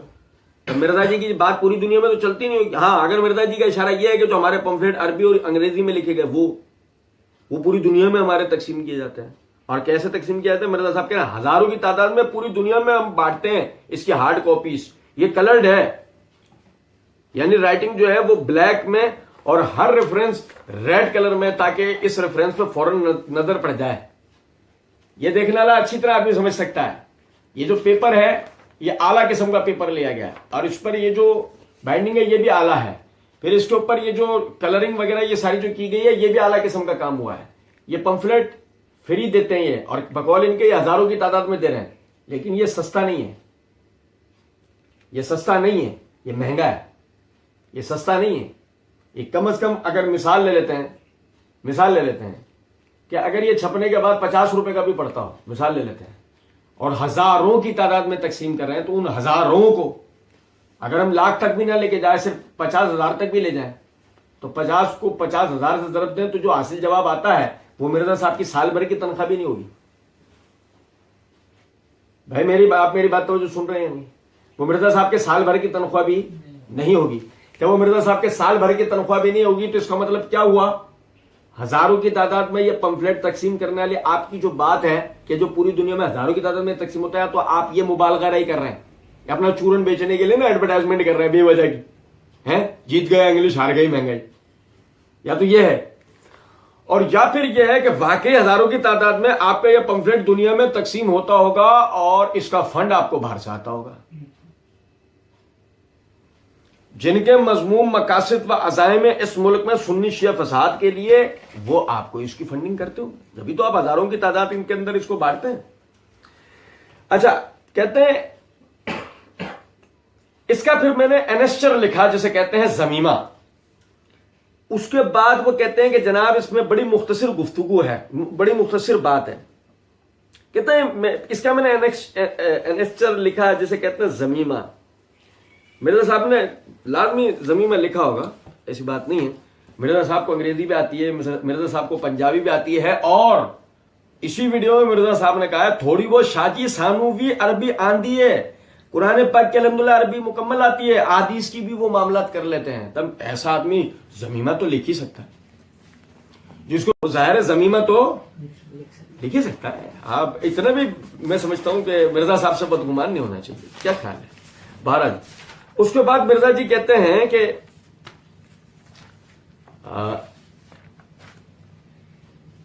وہ کہتے ہیں کہ جناب اس میں بڑی مختصر بات ہے, ذرا کھول کے بات کو بیان کریں. تو اس کے اینڈ پہ میں نے یہ بات لکھ دی کہ پوری آپ تحقیق اگر جاننا چاہتے ہیں تو ریسرچ پیپر نمبر 5B, جس میں میں نے اللہ کا فہم, اللہ کے محبوب صلی اللہ علیہ وسلم کا فہم اور سلف کا فہم بیان کیا ہے. یہ شروع میں, بلکہ یہ اگر آپ اس کو ٹارگٹ کر لیں تو اس میں پورشن کو تو وہ فہم نظر بھی آئے گا جو میں نے پڑھ کر سنا ہے. تو یہ ہے ریسرچ پیپر نمبر 13 جو شاید ہے یہ لکھا ہوا, واقعہ کربلا کا حقیقی 5B, واقعہ کربلا کا حقیقی پس منظر 72 صحیح الاسناد احادیث کی روشنی میں اہل سنت کی کتابوں سے. اچھا سنو ذرا بات کو نا, میں آپ کو بتاؤں, یہ بات بڑی توجہ سنیں. میں آپ کو فارمولے دیتا ہوں, یہاں سے جاگنے کی ضرورت ہوتی ہے. یہ فارمولے زندگی میں دوسرے بھی دھوکے بازوں کو پکڑنے میں آپ کو کام آئیں گے, بلکہ حتیٰ کہ میں بھی اگر جھوٹ بول رہا ہوں گا تو آپ مجھے بھی پکڑ سکتے ہوں. یہ وہ فارمولا ہے. سنیں ذرا بات, دیکھیں پہلے یہ پڑھو, یہ پڑھنے کے بعد میں نے جو کتاب کا PDF اپلوڈ کیا ہوا صحیح مسلم مکتبہ اسلامیہ والا, اس میں حوالے دیکھو, میری بات توجہ سنو. پھر مزید اس کو دیکھنے کے لیے پھر یہ دیکھو, یہ والا پمفلیٹ دیکھنے کے بعد یہ میں نے زمین میں لکھا, یہ دیکھو. پہلے اس میں بات مختصر لگ رہی ہے, تب پھر میں نے یہ لکھا, یہ دیکھو. اور اس کے بعد بھی مرزا صاحب نے کیا کیا ہے, یہ سب دکھانے کے بعد بھی یہ تو کہہ رہے تھے نا میں تمہیدی طور پہ بتا رہا ہوں. تو تمہید ہوتی ہی کیا ہے, تاکہ اپنی بات کے اندر سے جو آسان چیزیں ہیں وہ لوگوں کو جو آگے تفصیل بتائے گا تو اس میں سے جو آسان چیزیں وہ لوگوں کو پہلے بتا دی جائیں. تو آپ سمجھے میں جو بتانا چاہ رہا ہوں بات کو, کہ یہ پڑھیں وہ پڑھیں, یہ دیکھ کے وہ کر کے جو انہی کی گرد گھومتی ہیں. اور پھر اس کے بعد کیا ہے, تفصیل جاننی ہے تو پھر یہ پڑھو. اور اس کے بعد بھی مرزا صاحب نے یہ ویڈیو بنوائی 100 سوالات کے جواب. اس کا مطلب کیا ہے, مرزا صاحب پبلک کو جو سمجھانا چاہتے ہیں اس کے ارد گرد رکھنا چاہتے ہیں. مرزا صاحب انہیں کتابوں تک جانے نہیں دینا چاہتے. وہ مرزا جی کہتے ہیں نا کتابوں کا خدا کچھ اور ہے اور یہ خدا کچھ اور ہے, کتابوں کے بابا کچھ اور ہیں, ہاں پانی بھی پئیں, ٹھیک ہے. یہ آپ سمجھیں ذرا غور طلب بات. اب ایک اور چیز بڑی غور طلب ہے. مرزا جی نے کہا ہے اس میں واقعہ کربلا کا حقیقی پس منظر 72 صحیح الاسناد احادیث کی روشنی میں اہل سنت کی کتابوں سے. یہ لکھا ہو بھی ہے یہ بات. واقعہ کربلا کا حقیقی پس منظر 72 صحیح الاسناد احادیث کی روشنی میں کل 200 احادیث اہل سنت کی مستند کتابوں سے ہیں اور ان کے نمبرز علماء حرمین بیروت اور دارالسلام کی انٹرنیشنل نمبرنگ کے عین مطابق ہے. کیوں ایسی سوچیں ذرا. مثلا واقعہ کربلا کا جو پس منظر ہے یا منظر ہے دونوں ہی, تو یہ تو اہل سنت ہر محرم پہ سن رہے ہوتے ہیں نا. اب چاہے بیان کرنے والے وہ اہل سنت میں سے ہوں, چاہے بیان کرنے والے اہل تشیع میں سے ہوں. تو مرزا جی نے اس کو ہی کیوں بیان کرنا ہے, کیونکہ اس سے لوگوں کی بڑی روزی روٹی چلتی ہے. واقعہ کربلا سے نا لوگ بہت کماتے ہیں سنا کے, ٹھیک ہے. لیکن ہمارا نقطہ یہ نہیں ہے. ہمارا نقطہ اس سے بھی آگے ایک چیز ہے, اور وہ یہ کہ مرزا صاحب نے کہا 200 احادیث اہل سنت کی مستند کتابوں سے. کیوں اہل تشیع سے کیوں نہیں؟ مرزا صاحب اہل سنت کا مقدمہ بتا رہے تھے یا اہل تشیع کا؟ مرزا صاحب تو یہ کہہ کے شروع ہوئے تھے نا بات کہ ناسبیت رافضیت اور یزیدیت کا تحقیقی جائزہ. میں کیا بتا رہا ہوں, یہ بالکل بنیادی اہل سنت کا مقدمہ 4 پیجز پہ میں بتا رہا ہوں. مرزا جی یہ بتانے بیٹھے تھے نا اہل سنت کا مقدمہ. تو اہل سنت کا مقدمہ اہل سنت کی کتابوں سے بتائیں گے تو کس کو سمجھ. اہل سنت کا مقدمہ اگر آپ سامنے والوں کی کتابوں سے دکھاتے ہیں تو پھر تو بات سمجھ میں آتی. لیکن اصل میں مرزا جی کو پڑھنے سننے والے یقین کریں, وہ مرزا جی کو بغور پڑھ سن لیں تو وہ سمجھ جائیں مرزا جی کیا چاہ رہے ہیں. مرزا جی اہل سنت کا مقدمہ اور حوالے اہل سنت کی کتابوں سے دے رہے ہیں. نہیں, مرزا جی شیعت کا مقدمہ لڑ رہے تھے کس سے, اہل سنت. بہرحال یہ تو بات ہم آپ بھائیوں سے پہلے بھی کر چکا ہوں میں آپ سے کہ انشاءاللہ مرزا جی کی یعنی اس ویڈیو کے جواب کے مکمل ہونے کے بعد ہم ان دونوں پمفلیٹوں کے جواب یہاں آپ کو دیں گے نا انشاءاللہ. یہ دونوں کے اندر مرزا جی نے کون کون سے کارنامے کیے یہ بھی آپ بھائیوں کے سامنے انشاءاللہ رکھیں گے. پھر اس کے بعد آپ یہ دیکھیں کہ مرزا جی کہتے ہیں کہ یہ 72 کا ٹائٹل میں نے شہداء کربلا کے ریفرنس سے لیا ہے. یہ وہی والی مبالغہ رائی ہے نیپال والی, لڈن جعفری علی جیسے مبالغہ رائی تھی نا, آ گیا تو جوان ہو کر. یہ سیم اسی طرح کی ڈرامے بازی ہے کہ میں نے 72 کا جو ٹائٹل لیا نا شہداء کربلا کے ریفرنس سے لیا ہے, ورنہ اس میں اسناد جو ہیں وہ 150 ہیں اور 150 یعنی 150 احادیث ہیں. مثلا اس میں میں نے جو غدیر خون کی حدیث ہے اس کو میں نے 8 اسناد لی ہیں 73 نمبر کے اوپر, لیکن نمبر صرف اس پر 33 ہی دیا ہے. ساری اسناد اس کی جمع ہے 1 نمبر کے تحت 72 کی نسبت بنانے کے لیے. تو اس میں 150 روایتیں الحمدللہ اہل سنت کا مقدمہ. کمنٹس کوئی نہیں کیے, کمنٹس مرزا جی کہتے ہیں کمنٹس کوئی نہیں کیے. کوئی مرزا جی سے پوچھے مرزا جی آپ کا کمنٹس کرنے کی ضرورت کیا, آپ تو کمنٹس کو روایت میں گھسڑ دیتے تو سننے والے کو تو ایسے ہی لگیں گے نا کہ آپ نے تو سیدھی روایت لکھی ہے, جبکہ وہ روایت نہیں ہوتی. وہ ہوتا کیا ہے, وہ آپ کا کمنٹ ہوتا ہے, وہ آپ کی بات ہوتی ہے. اس کی ایک چھوٹی سی مثال لے لیجئے نا. چھوٹی سی مثال یہ ہے کہ مرزا جی نے یہی جو لکھا ہے کل 200 احادیث اہل سنت کی مستند کتب سے, یہ مرزا جی کو لکھنے کی کیا ضرورت ہے؟ مرزا جی تو اہل سنت کا مقدمہ بتائے رہے ہیں. اگر آپ سچے اہل سنت کے وکیل ہیں تو ساری دنیا ہی جانتی ہے نا, یہ آپ کو لکھنے کی کیا ضرورت ہے, آپ تو بس سیدھا سیدھا بتا دیتے. بہرحال مرزا جی کہتے ہیں کہ کمنٹس کوئی نہیں کیے, احادیث جمع کر دی ہیں. جس کو شوق ہوگا اس کو بات خود بخود الحمدللہ سمجھ آ جائے گی. جس کو شوق ہوگا اس کو بات خود بخود الحمدللہ पता नहीं, मिर्जा जी है नहीं, रस्सियां फेंकते हैं, सांप दिखा देते हैं। सुनो जरा बात को, मिर्जा जी कहते हैं जिसको शौक होगा उसको बात खुद ब खुद अल्हम्दुलिल्लाह समझ आ जाएगी। मिर्जा जी जो समझाना चाहेंगे वो तो आ जाएगी, वरना तो हमारे जैसे बैठे हुए पे। देखो ना, तफसीर कुरान लेक्चर नंबर 312 सूरह हदीद की तफसीर करते हुए मिर्जा जी कहते हैं आज के कमजोर मुसलमान को आप बेनिफिट ऑफ डाउट दे सकते हैं कि उसको पता नहीं, उसको तो जो टूटा फूटा दीन पहुंचा। मिर्जा जी आज के तो मुसलमान कमजोर, उसको तो दीन पहुंचा टूटा फूटा, तो आप उसे तो डाउट देकर बेनिफिट ले सकते हैं। ये जो आपने कहा कि जिसको शौक होगा उसको बात खुद ब खुद समझ में आ जाएगी, कैसे? आज के तो मुसलमान कमजोर है, कौल आपके खुद ब खुद तो बात समझ में आएगी नहीं। और मजीद आप ये देखें कि आपने यानी इसी वीडियो के शुरू में कहा है बतौर खास अवामुन नास के लिए शाजी कि जिन्हें अहादीस के सही या ज़ईफ होने की पहचान नहीं होती जब तक उनकी रहनुमाई कोई दूसरा ना कर दे। वो कहते हैं इन बेचारों को, और वो इतने लल्लू पंजू हैं कि उनको पता ही नहीं चलता कि सही व ज़ईफ है क्या है। ये अवाम का तारुफ करा है मिर्जा जी ने। तो मिर्जा जी का ये कहना क्या कमेंट्स कोई नहीं कि आदि जमा कर दिया, जिसको शौक होगा उसको बात खुद ब खुद अल्हम्दुलिल्लाह समझ में आ जाएगी। मिर्जा जी कैसे समझ में आ जाएगी? ये तो आप ड्रामेबाजी कर रहे हैं। आप यानी कि जिसको समझ में नहीं आ रही उसको शौक नहीं है, ड्रामेबाजी नहीं। आप जो समझाना चाहते हैं वो समझ में ना आया तो फिर आपने अगर उसको किसी और कैटेगरी में डाल देना तो एक अलग बात है। कहते हैं ये रिसर्च पेपर नंबर 5 20 6.5 MB की फाइल है, आप ahlesunnatpak.com से डाउनलोड कर सकते हैं। ये भी कलर्ड है, जिसे शौक हो तो वो ये हम अल्हम्दुलिल्लाह तकसीम करते हैं फ्री पूरे मुल्क के अंदर। अभी पूरी दुनिया में हो रहा था, अभी ये मुल्क के अंदर तक आ गया, अभी थोड़ी देर बाद जहलम रह जाएगा। ऐसा है नहीं, वैसे मैं अपनी तरफ से एक मुबालगा कर रहा हूं कि ये जहलम में भी रह सकता है, लेकिन अभी आप देखें पूरे मुल्क में फ्री तकसीम करते हैं। मिर्जा जी पता नहीं कहां से पैसा आता है बहरहाल। और इस 5B की खुसूसियत यह है कि अल्हम्दुलिल्लाह सबसे पहले मैंने अरबी में लिखा। आप सब हंस रहे हैं, देखो गौर से सुनने का ये फायदा होता है। हंसी क्यों आ गई? क्योंकि पीछे बातें याद आ रही होंगी। मतलब खैर हम भी इंसान हैं, कभी कभी हमें भी करंट लगता है, लोगों की बातें हमें भी बड़ी दिमाग पे आके लगती हैं। मिर्जा जी ने जो ये बात कही ना कि ये अल्हम्दुलिल्लाह सबसे पहले मैंने अरबी में लिखा ताकि इंटरनेशनल पंफिल्ड बन जाए, तो हम तो बड़े हैरान हुए कि एक नुक्ते ने महरम से मुजरिम बना दिया। लेकिन मसला अवाम ने नुक्ते को जाना। हम तो मिर्जा जी को ये कहते हैं कि क्या हाल है तेरा मेरे पीछे, समझे? उस्ताद गालिब ने जो कहा ना, क्या हाल है तेरा मेरे पीछे। आप ये देखें मिर्जा जी ने इसी वीडियो में बात की है, थोड़ी बहुत शाजी सानूवी अरबी आंधी है, थोड़ी बहुत शाजी सानूवी अरबी आंधी है। कुरान पाक के अल्हम्दुलिल्लाह अरबी मुकम्मल आती है, अहादीस की भी वो मामलात कर लेते हैं।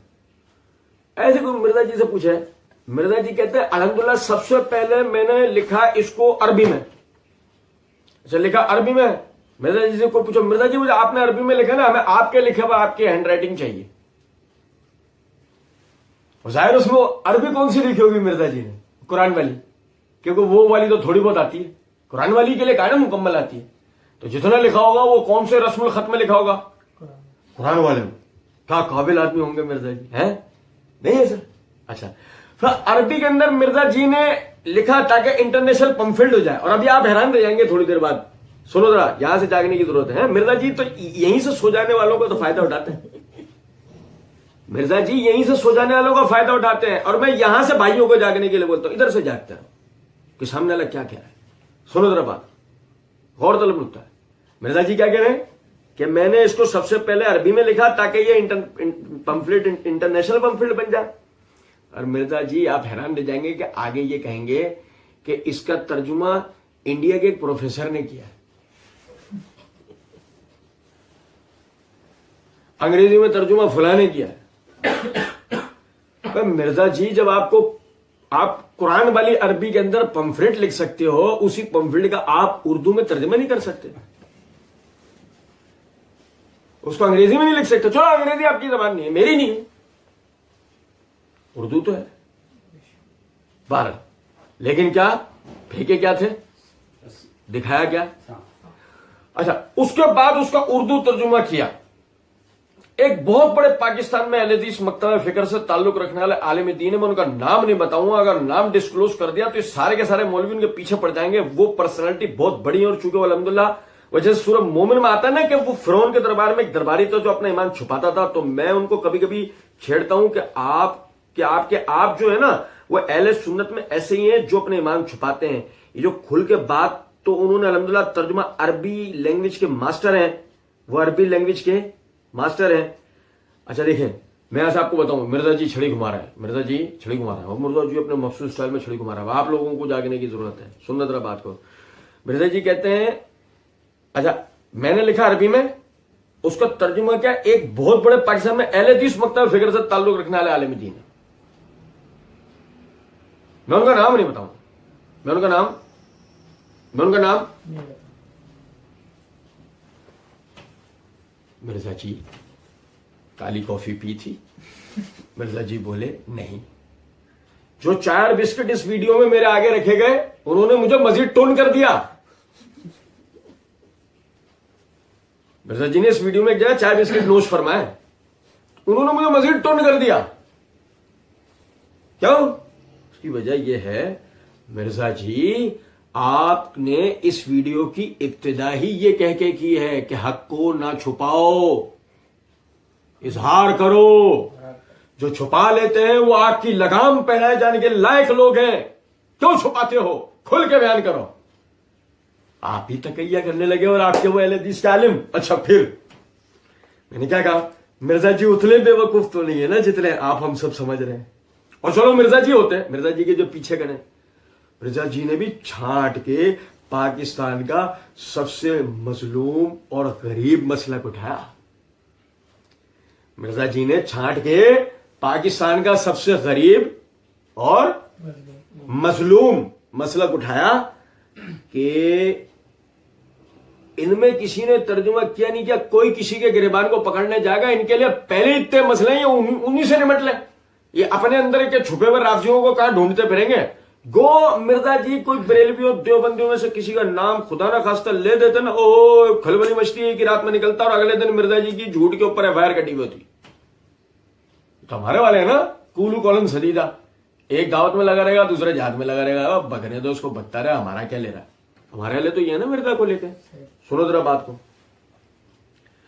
اچھا جی, ایک بہت بڑے پاکستان میں اہل حدیث مکتبہ فکر سے تعلق رکھنے والے عالم دین ہے, میں ان کا نام نہیں بتاؤں گا, نام ڈسکلوز کر دیں سارے کے سارے مولوی ان کے پیچھے پڑ جائیں گے. وہ پرسنالٹی بہت بڑی ہے. جبکہ اسی ویڈیو میں آگے جا کے مرزا جی کہیں گے کہ میں نے ناصر الدین البانی کو نام دے دیا اس دور میں اہل بیت کی محبت کا سب سے بڑا امام, اور پریڈکشن کر دی ہے کہ بہت جلد یہ ناصر الدین البانی کو اپنی جماعت سے نکال دیں گے. میں وہاں اس پر مزید بات کروں. اب مرزا جی کیا پرواہ, نکالنے والے نکال دیں, ہم تو حسینی ہے نا, ہمیں نام اور گردن کی عزت کی کیا پرواہ, ہم تو حق کے لیے اپنے گلے کو بھی کٹوا لیں گے. مرزا جی وہ جو سب سے بڑی پرسنالٹی جس کو آپ کہہ رہے ہیں, کیا بات ہے سامنے نہیں آئی وہ پرسنالٹی, آپ آ گئے, وہ نہیں آئے, حسینی نہیں تھے کیا, بات سمجھے نہیں. اچھا سنیں, اور وہ چونکہ وہ الحمدللہ وجہ سے سورہ مومن میں آتا ہے نا کہ وہ فرعون کے دربار میں ایک درباری تھا جو اپنا ایمان چھپاتا تھا. اور ان کو کبھی کبھی چھیڑتا ہوں کہ آپ جو ہے نا وہ اہل سنت میں ایسے ہی ہے. مرزا جی آپ کون ہے اس دربار میں؟ موسیٰ, واہ آپ تو آئیکن بن چکے ہیں. یہی تو چل رہا ہے شروع سے.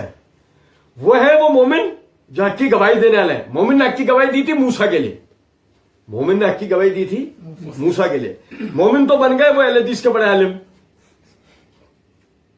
فرعون کے دربار میں فرعون آپ تو ہو نہیں. مرزا جی آپ تو ہو نہیں, بلکہ آپ تو نیل کراس کرنے والوں میں ہو گئے شاید, اور ہم گھر کو جانے والوں میں ہوں گے. سنو ذرا بات کو سنو توجہ سے. لیکن اس وقت دربار میں وہ مومن ہے, تو آپ کہاں ہو ادھر دربار میں؟ سمجھو مرزا جی خود کو ہمیشہ نا اوپر رکھتے ہیں, آپ اس مومن جیسے ہو. اچھا आप जो है ना वो अहले सुन्नत में ऐसी हैं जो अपने ईमान छुपाते हैं, जो खुल के बात। तो उन्होंने अल्हम्दुलिल्लाह तर्जुमा, अरबी लैंग्वेज के वो मास्टर हैं, अरबी लैंग्वेज के वो मास्टर हैं। और उन्होंने उस अरबी पंफलेट का तर्जुमा किया जब मिर्जा जी ने लिखा है। तो मिर्जा जी कितने मास्टर होंगे। सुन रहे हो बात क्या नहीं?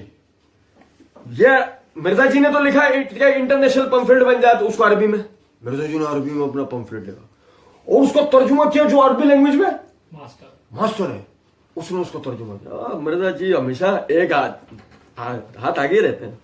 बहरहाल अब वो जो सामने चोचो बैठते हैं ना हसन नकवी, उन्होंने कहा ये तो कहकर आपने सारों को मशकूक बनाया, सारे उलमा एक दूसरे पर शक करेंगे, सारे उलमा एक दूसरे पे शक करेंगे। मिर्जा जी से कोई ऐसे पूछा, मिर्जा जी ऐसा एक मिनट और एक दफा फिर सुनो, फिरौन के दरबार में ये किधर है? या अली हसन।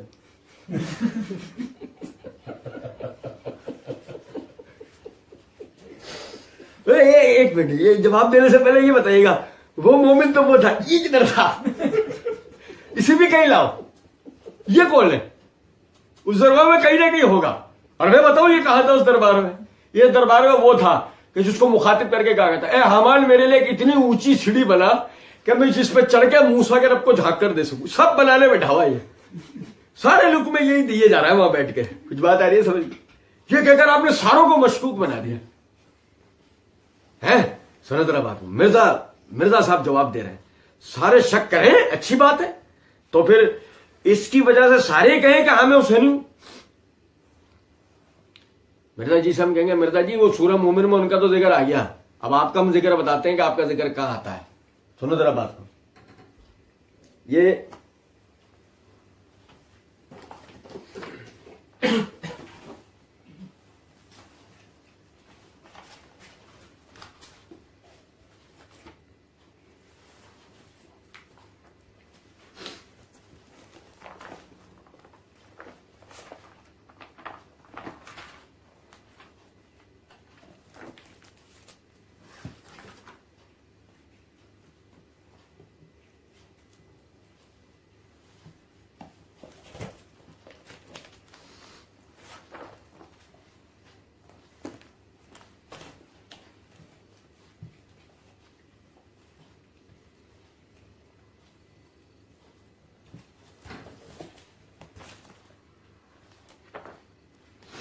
ये मेरे हाथ में सही बुखारी है।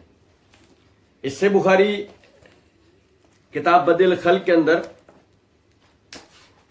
इमाम बुखारी रहमतुल्लाह ने बाब कायम किया, बाब सिफत इब्लीस व जुनूदिही।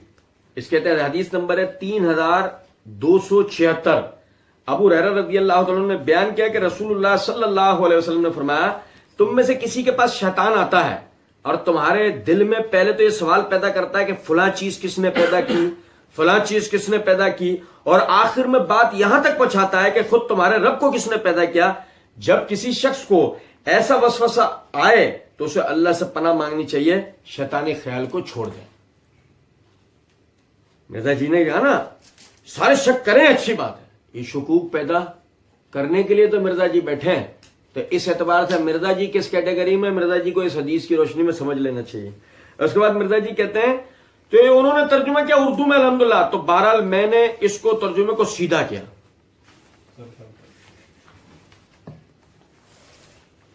आप अंदाजा करें, मतलब मिर्जा जी की इल्मियत तक भाई पहुंचना बड़ा मुश्किल है यार। पहले तो मिर्जा जी को अरबी आती नहीं, पता है, ये हम पढ़ चुके ना, और थोड़ी बहुत शाजी सानू भी अरबी आंदी है। मिर्जा जी को वो वाली अरबी जो अरबी है वो थोड़ी बहुत आती है। कुरान वाली अरबी मिर्जा जी को अल्हम्दुलिल्लाह पूरी आती है बकौल मिर्जा जी के। मिर्जा जी ने पंफलेट लिखा इंटरनेशनल करने के लिए, उसको अरबी में, उसका तर्जुमा पाकिस्तान के अरबी जुबान के मास्टर ने उसका तर्जुमा किया। मास्टर ने, अरबी जुबान के मास्टर ने तर्जुमा किया था, तो मिर्जा जी ने उसको सीधा किया, तो मिर्जा जी तक को पहुंच सकता है। कमाल, मिर्जा जी बहुत जबरदस्त। अब ये वो जगह थी कि जहां मिर्जा जी ने ये जुमला कहा है। थोड़ी बहुत शाजी सानू भी अरबी आती है, कुरान पाक की अल्हम्दुलिल्लाह अरबी मुकम्मल आती है, अहादीस की भी वो मामलात कर लेते हैं। अब तो मामला ही नहीं, अब तो सॉफ्टवेयर है। यह है मिर्जा जी की कुल कायनात, सॉफ्टवेयर। मिर्जा जी की कुल कायनात क्या है? तहकीकी सॉफ्टवेयर। آپ اس میں عربی ڈالیں ترجمہ بھی آ جاتا ہے, اب تو مسئلہ ہی کوئی نہیں. بہرحال یہ انہوں نے کیا, یہ میں اس لیے بتا رہا ہوں کہ کسی للو پنجو کا ترجمہ کیا ہوا نہیں ہے, باقی عربی ہے, جس کو شوق ہو وہ دیکھیں. عربی میں اردو میں ترجمہ ہوا, اس کے بعد اس کا ہندیوں میں ترجمہ کیا. ہمارے بھائی ہیں, پروفیسر ہیں انڈیا کے اندر, ٹھیک ہے, انہوں نے اپنے شوق سے کیا, وہ بھی اہل حدیث ہیں ماشاءاللہ. یعنی اہل حدیث عوام جو ہے نا الحمدللہ, اور میں یہ علماء بھی کہہ سکتا ہوں, ٹھیک ہے, اہل سنت میں سے وہ ٹاپ آف دا لسٹ میں ہے. میں ان سے اس لیے محبت کرتا ہوں, وہ حق کی آواز کی پشت پہ کھڑے ہو جاتے ہیں. یہ وہ باتیں ہمارے بعد نہیں اہل حدیث لارے لپے میں آ جاتے ہیں مرزا جی کے, یہ ہیں وہ باتیں مرزا جی کی, یہ لارے لپوں میں آ جاتے ہیں. ابھی ذرا سنیں بات کا نا. اس کا اردو میں ترجمہ کیا ہے ہمارے وسیم بھائی نے, پروفیسر ہیں انڈیا کے اندر. پاکستان میں ایک اہل حدیث کے عالم تھے, مرزا جی نے نام نہیں لیا ان کا, لیکن انڈیا والے وسیم بھائی کا نام لے دیا. وسیم بھائی کے پیچھے کوئی پڑا, جبکہ مرزا جی آگے ہی کہہ رہے ہیں. اس لیے تو آپ حیران ہوں گے شاہ جی, انڈیا میں, نیپال میں, بنگلہ دیش میں, پاکستان میں تو میں بیٹھا ہوں نا, وہاں پر بھی میرے خلاف جمعے پڑھائے جا رہے ہیں. بریلوی, دیوبندی, اہل حدیث تین اور شیعہ بھی شاید پڑھاتے ہیں, ان کو بھی مطلب تکلیف. کہاں؟ انڈیا میں. تو مرزا جی سے کوئی پوچھو, مرزا جی آپ نے وسیم بھائی کا نام لے دیا انڈیا میں, تو ان کے پیچھے نہ پڑ جائیں لوگ. نہیں پڑے تو پاکستان والے کے پیچھے کیوں پڑتے ہیں؟ سارے کے سارے رسیاں ہیں, کوئی بھی ان میں سے سانپ نہیں. یہ مرزا جی کے جادو ٹونے کو سمجھے. مرزا جی کہتے ہیں ہمارے وسیم بھائی پروفیسر انڈیا کے اندر, ٹھیک ہے, انہوں نے اپنے شوق سے ترجمہ کیا, اور ہے وہ بھی اہل حدیث, ہے وہ بھی اہل حدیث. مرزا جی کا پمفلیٹ کی پروف ریڈنگ کی شیخ زبیر علی زئی نے, وہ کون ہے؟ اہل حدیث. مرزا جی کے اس پمفلیٹ کو عربی میں لکھا, وہ کون ہے؟ اہل حدیث. مرزا جی کے اس عربی لکھے ہوئے کا ہندی میں ترجمہ کس نے کیا؟ وہ بھی اہل حدیث. اردو میں ترجمہ کس نے کیا؟ مرزا جی کہہ رہے ہیں انہوں نے اپنے شوق سے کیا, وہ بھی اہل حدیث ہے ماشاءاللہ. انہیں اہل حدیث عوام جو ہے نا الحمدللہ, اور میں یہ علماء بھی کہہ سکتا ہوں, انہیں عوام ہوئے علماء, ٹھیک ہے, اہل سنت میں سے وہ ٹاپ آف دا لسٹ ہے. کون؟ اہل حدیث ٹاپ آف دا لسٹ میں سے. میں ان سے اس لیے محبت کرتا ہوں, وہ حق کی آواز کی پشت پہ کھڑے جاتے ہیں. اہل حدیث حق کی آواز کی پشت پہ کھڑے جاتے ہیں. سمجھ رہے بات؟ اچھا اب دیکھیں, یہ جو اہل حدیث حق کی آواز کی پشت پہ کھڑے ہوتے ہیں نا, ادھر نوٹ کیجیے گا. مرزا جی نے دوسرے مقام پہ کہا اہل حدیث کی عوام جو ہے نا وہ کتاب و سنت پہ چلتی ہے. اہل حدیث کی عوام جو ہے نا وہ کتاب و سنت پہ چلتی ہے. مرزا جی کہتے ہیں اسی ریکارڈنگ میں پھر کہوں گا, اہل حدیث سب سے بڑے گستاخ ہیں صحابہ کے. اسی میں کہا, پڑھیں گے ہمارے. اہل حدیث سے میں بے پناہ محبت کرتا ہوں. اہل حدیث کتاب و سنت پہ چلتے ہیں. اہل حدیث جو ہے وہ حق کی آواز کی پشت پہ کھڑے رہتے ہیں. اور مرزا جی نے اسی ویڈیو میں کہا ہے کہ اہل حدیث سب سے بڑے گستاخ ہیں صحابہ کے. اہل حدیث سب سے بڑے گستاخ ہیں صحابہ کے. آپ نے جو 72 صحیح الاسناد احادیث کا جو مجموعہ لکھا, واقعہ کربلا صحیح اسانید کی روشنی میں, اس کی پروف ریڈنگ کرنے والا اہل حدیث, بقول آپ کے عربی میں سے ترجمہ کرنے والا اہل حدیث, ہندی میں ترجمہ کرنے والا اہل حدیث. لیکن سب سے بڑے گستاخ بھی صحابہ کے کون ہیں؟ مرزا جی سے کوئی پوچھے کب پی لو گے کالی کافی تم, تو پی لو بھائی, یہ تمہاری ٹن کی اترے, یہ تم ٹن گھوم رہے ہو, یہ ختم ہوئے سلسلہ. مطلب اہل حدیث حق کی آواز کی پشت پہ کھڑے ہیں, اہل حدیث کتاب سنت پہ چلنے والے. اہل حدیث سب سے بڑا غصہ ہے. پتہ نہیں ان باتوں کا آپس میں کس طرح کی اٹیچمنٹ ہے. اچھا جی آگے دیکھیں. مرزا جی کہتے ہیں کہ الحمدللہ, تو یہ انہوں نے ہندی میں ترجمہ کیا, تو میں نے ان کو مبارکباد پہ اپنے بو کو کہا, وہ واٹس ایپ یوز کرتے ہیں, کہ بو کو کہا پتا ہم نے بہت دفعہ یہ جملہ لکھا. مرزا جی اتنی روانی میں بولتے ہیں, میرے سے بھی زیادہ. تو مرزا جی جو ہے نا وہ پتہ نہیں کیا یہاں جملہ بول رہے تھے واللہ عالم, تو وہ میں نہیں سمجھ پایا, میری غلطی بھی ہو سکتا ہے.